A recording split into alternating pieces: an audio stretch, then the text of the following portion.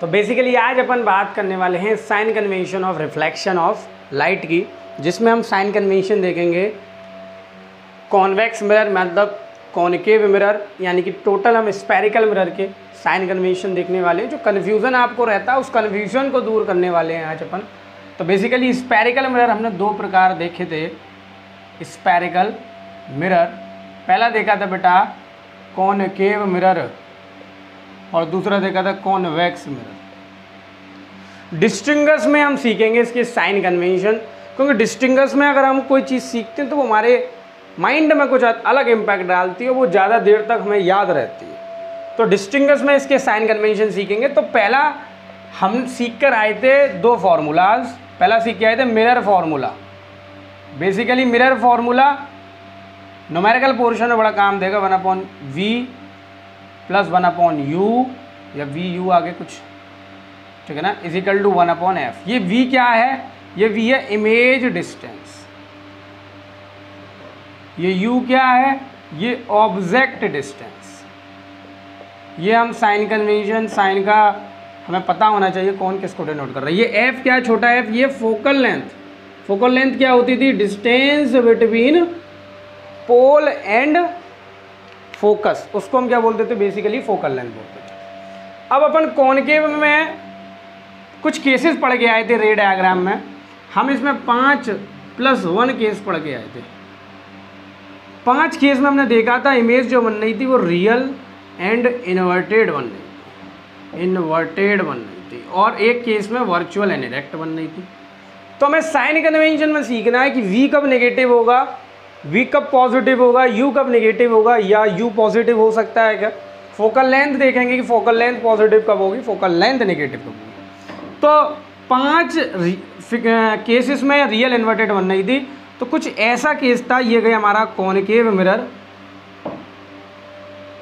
यहाँ से इस पार्ट को बोला था इन फ्रंट पार्ट, बेसिकली इसको लेफ्ट पार्ट बोलेंगे। हम ऐसे खड़े होंगे तो बेसिकली ये हमारा लेफ्ट है। तो बेसिकली जो ऑब्जेक्ट होगा वो ऑलवेज लेफ्ट पोजीशन पर होगा, और जब ऑब्जेक्ट लेफ्ट पोजीशन पर ही होगा तो उसकी डिस्टेंस देखी जाएगी तो लेफ्ट से देखी जाएगी, मतलब निगेटिव से देखी जाएगी। तो u हमेशा से निगेटिव रहेगा दोनों मिरर में।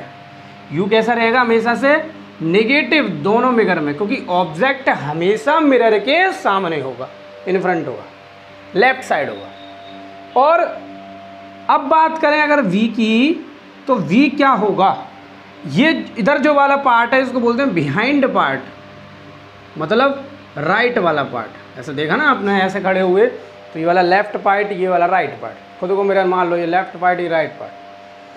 तो ऑब्जेक्ट आपने अगर देखा हो ध्यान से, 5 केस में रियल और इन्वर्टेड जब इमेज बन रही थी तो वो किधर साइड बन रही थी? बिहाइंड साइड की लेफ्ट साइड, बिहाइंड साइड की इन फ्रंट साइड।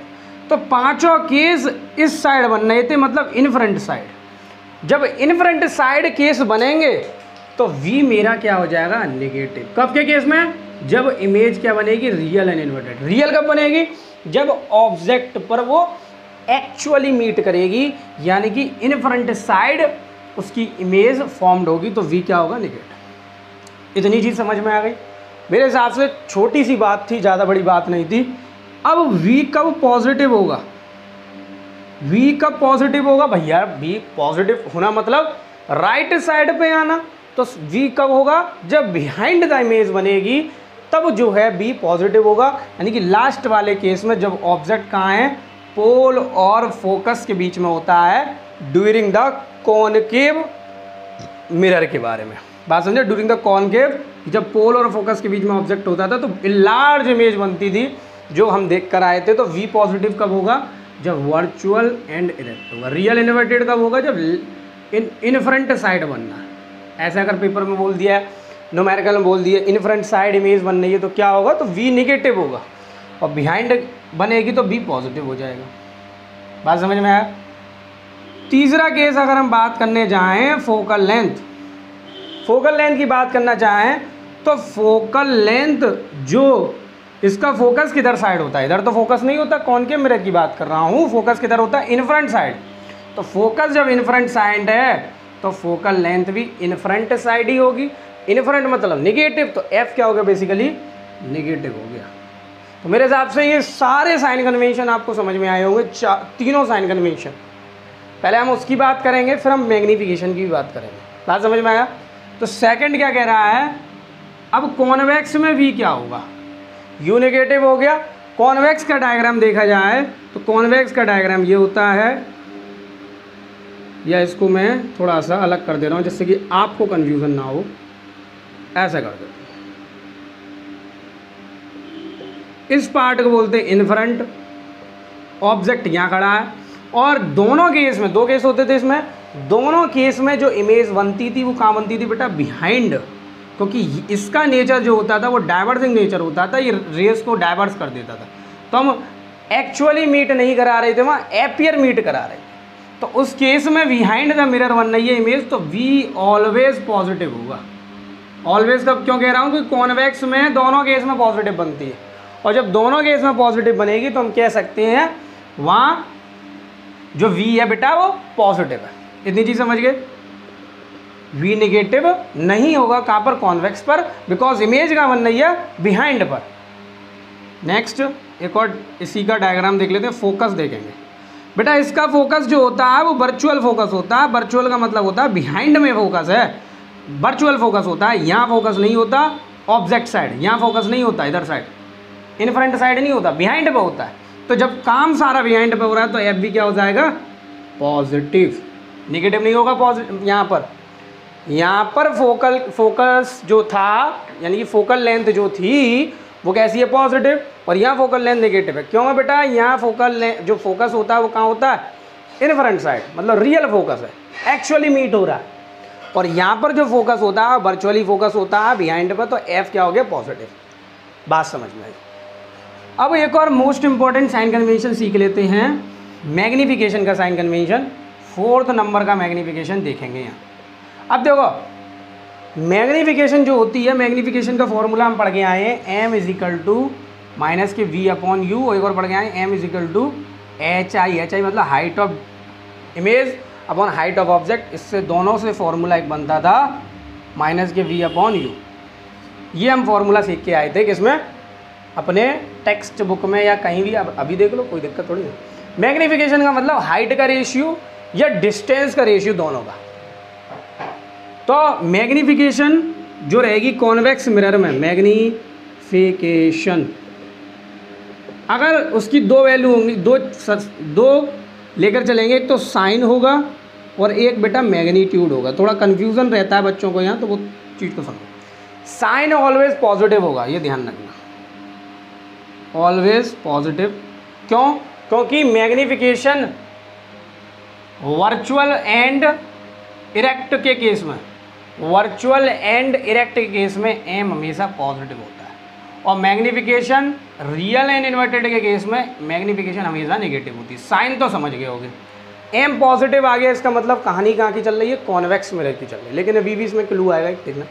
तो ऑलवेज पॉजिटिव रहेगा, लेकिन मैग्नीट्यूड हमेशा 1 से कैसा रहेगा, छोटा।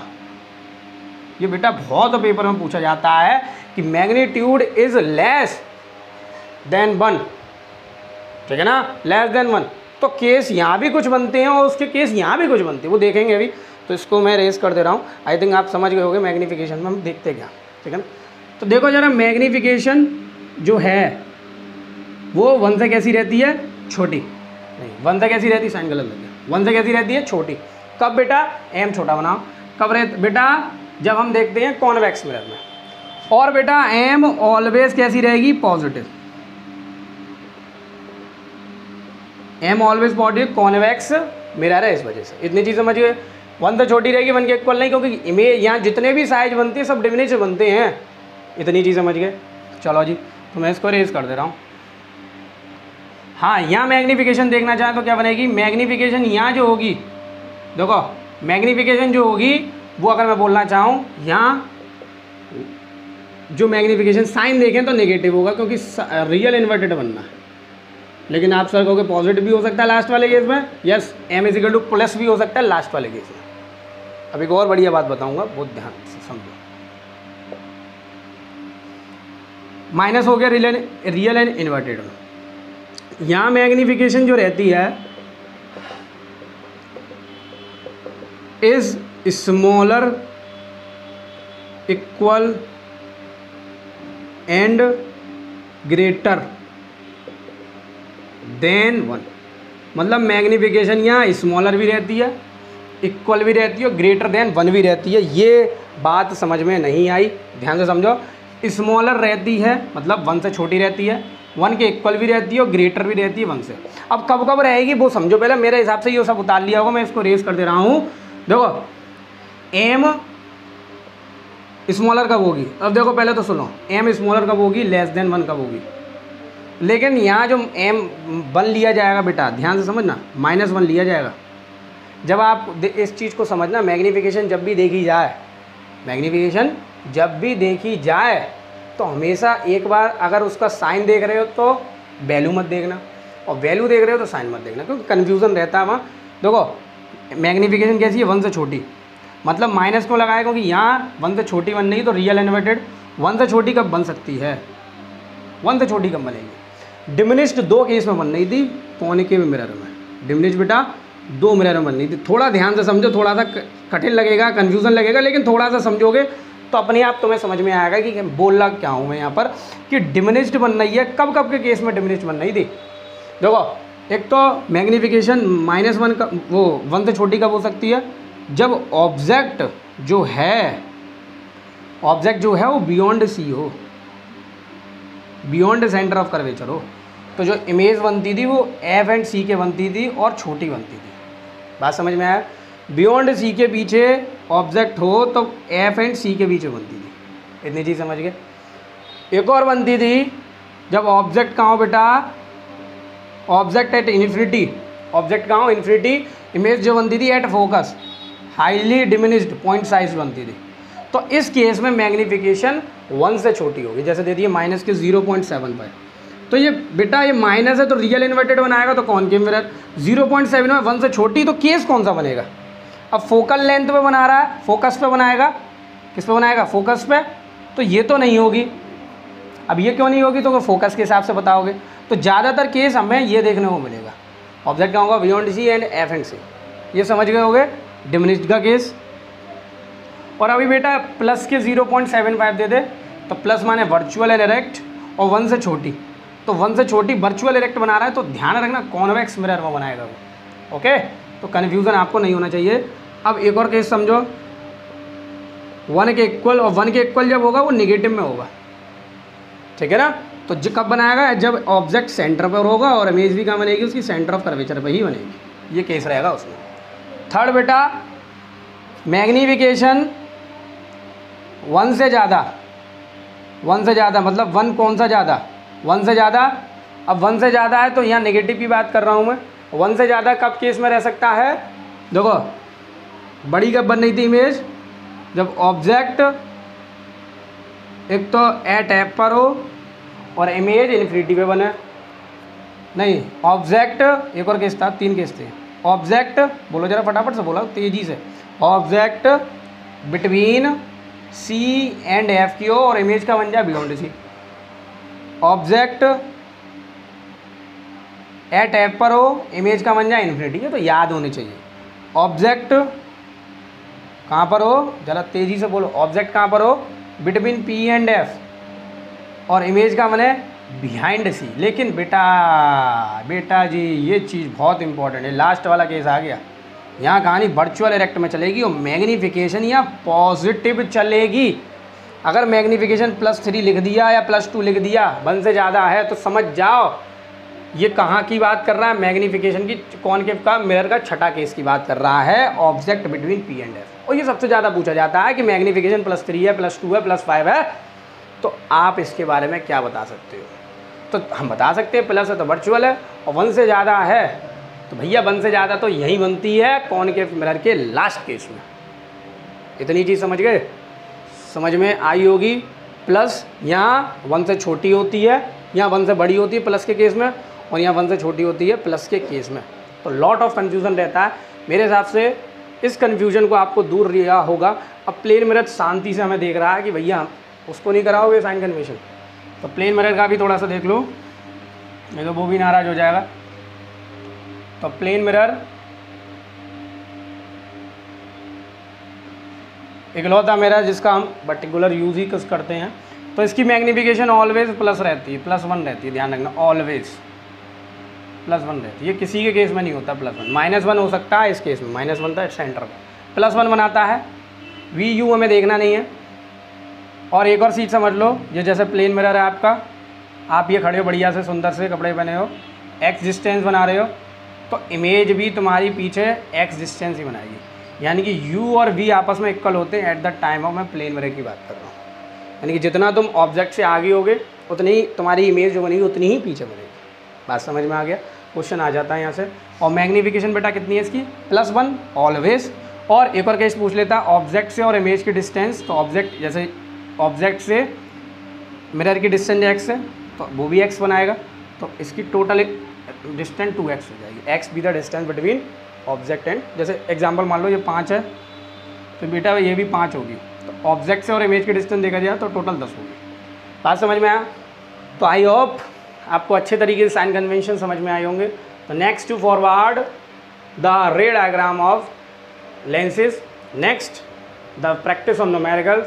तो बने रहिए साइंस कंजुगेट और आई यूज्ड इन क्लासेस के रहिए, साथ पढ़ते रहिए, बढ़ते रहिए।